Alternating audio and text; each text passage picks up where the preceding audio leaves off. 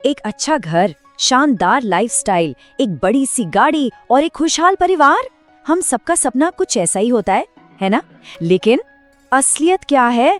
सुबह 9 से शाम 5 की नौकरी, सर पर ईएमआई का बोझ और ये फीलिंग कि जिंदगी बस ऑटो पायलट मोड पर चल रही है। कभी ऐसा महसूस हुआ है कि आप बस एक ही पहिए पर गोल गोल घूम रहे हैं? मतलब काम तो कर रहे हैं, पैसे भी कमा रहे हैं, पर असल में कोई फाइनेंशियल प्रोग्रेस हो ही नहीं रही है। बस एक ही सर्कल में फंसे हुए हैं।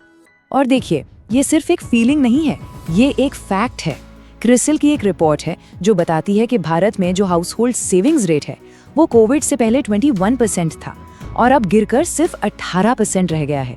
सीधी सी बात है, खर्च करने के इतने सारे ऑप्शंस हैं, लाइफस्टाइल बदल रही है, तो बचत करना पहले से कहीं ज्यादा मुश्किल हो गया है। तो सवाल ये है कि इस चक्र को तोड़ा कैसे जाए। इसका एक रास्ता है और आज हम फाइनेंशियल फ्रीडम के लिए एक 5 स्टेप रोड मैप पर बात करने वाले हैं। तो चलिए शुरू करते हैं। तो सबसे पहले बात करते हैं ग्रॉन सैबेटियर्स की कहानी की। ये एक ऐसे इंसान की कहानी है जो बिल्कुल इसी प्रॉब्लम से गुजर रहा था, लेकिन उसने इससे बाहर निकलने का एक रास्ता ढूंढ निकाला। तो हुआ ये कि ग्रैंट अपनी जॉब के स्ट्रेस और अपने बॉस के तानों से इतना तंग आ गए थे कि उन्होंने नौकरी ही छोड़ दी। लेकिन प्रॉब्लम ये थी कि उनके खर्च करने की आदतें बहुत खराब थीं और सेविंग्स के नाम पे कुछ था नहीं। नतीजा, उनके पास घर का किराया देने तक के पैसे नहीं बचे। उन्हें वापस अपने पेरेंट्स के घर जाना पड़ा। ये उनकी जिंदगी का सबसे लो पॉइंट था। और फिर उसी निराशा के मोमेंट में उन्होंने एक ऐसा गोल सेट किया जो सुनने में लगभग नामुमकिन लगता था। उन्होंने फैसला किया कि वो अगले 5 सालों में $1 मिलियन कमाएंगे और ये सब शुरू करना था सिर्फ $2 से। इसी एक गोल ने उन्हें वो 5 स्टेप प्लान बनाने के लिए मोटिवेट किया जिसकी हम आज बात कर रहे हैं। अब यहाँ एक बहुत इंटरेस्टिंग बात है। इस प्लान का जो पहला कदम है वो ज्यादा पैसा कमाना नहीं है, नहीं, बल्कि पहला कदम है पैसे के साथ अपने रिश्ते को, अपनी सोच को पूरी तरह से बदलना। इसको ऐसे समझिए, हम सब एक छोटी सी छुट्टी प्लान करने के लिए कितनी मेहनत करते हैं, है ना? पूरा बजट बनाते हैं, टिकट बुक करते हैं, होटल देखते हैं, सब कुछ। लेकिन जब बात अपनी पूरी फाइनेंशियल लाइफ की आती है तो अक्सर कोई प्लान ही नहीं होता। बस सैलरी आती है और चली जाती है। फाइनेंशियल वर्ल्ड में ऐसे लोगों के लिए एक टर्म है, मनी होल्डर्स। ये वो लोग हैं जो अपनी सेविंग्स को बस पड़े रहने देते हैं, या तो एफडी में या घर पर। वो ये नहीं सोचते कि महंगाई यानी इन्फ्लेशन धीरे धीरे उस पैसे की कीमत को खा रही है। इसका मतलब ये है कि बैंक अकाउंट में नंबर तो वही दिखता है, पर असल में वो हर साल अपना पैसा गवा रहे हैं। तो ठीक है, माइंडसेट तो बदल लिया। इसके बाद अगला स्टेप क्या है? अगला स्टेप है एक सिस्टम बनाना। इसे कहते हैं वेल्थ बकेट स्ट्रैटेजी। ये अपने हर एक रुपये को मैनेज करने का एक बहुत ही सीधा साधा तरीका है। ये स्ट्रैटेजी बहुत सिंपल है।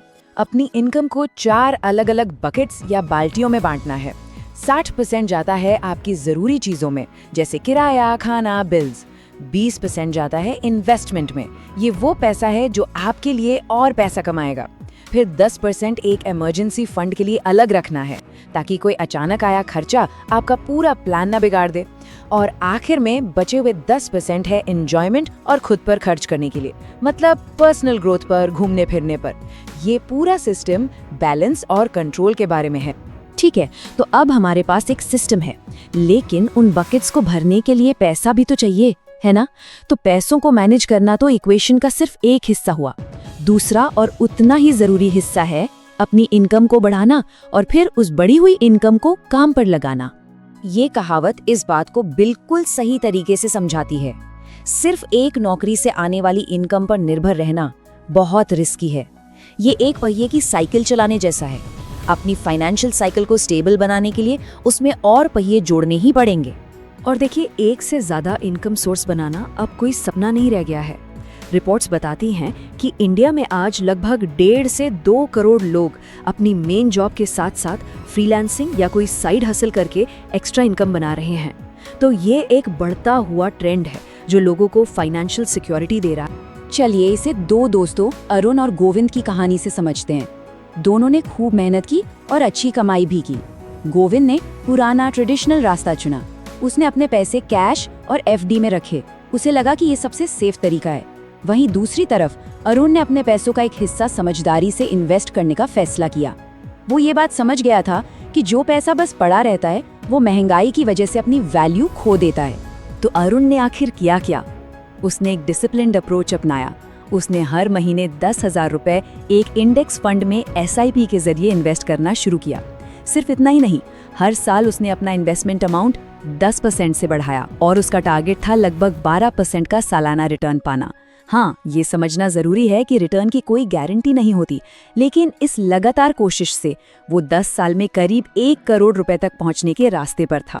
तो ठीक है, मान लीजिए कि 1 करोड़ का कॉर्पस बन गया, तो फाइनेंशियल फ्रीडम आखिर दिखती कैसी है? यहीं पर एक पॉपुलर गाइडलाइन काम आती है जिसे कहते हैं 4% विड्रॉल रूल। इसका आइडिया ये है कि आप हर साल अपने टोटल इन्वेस्टमेंट का 4% निकाल सकते हैं। थियरी ये है कि अगर आपका बाकी का इन्वेस्टमेंट मार्केट में औसतन 4% से ज्यादा ग्रो करता है तो आपका मेन अमाउंट यानी प्रिंसिपल बना रहेगा या शायद बढ़ता भी रहेगा और आपको जिंदगी भर के लिए एक रेगुलर इनकम मिलती रहेगी। तो हमने माइंडसेट की बात कर ली, सिस्टम समझ लिया, कमाई और इन्वेस्टमेंट के बारे में भी जान लिया, लेकिन इन सब को एक साथ जोड़ने वाली जो आखिरी और सबसे जरूरी चाबी है वो है डिसिप्लिन यानी अनुशासन।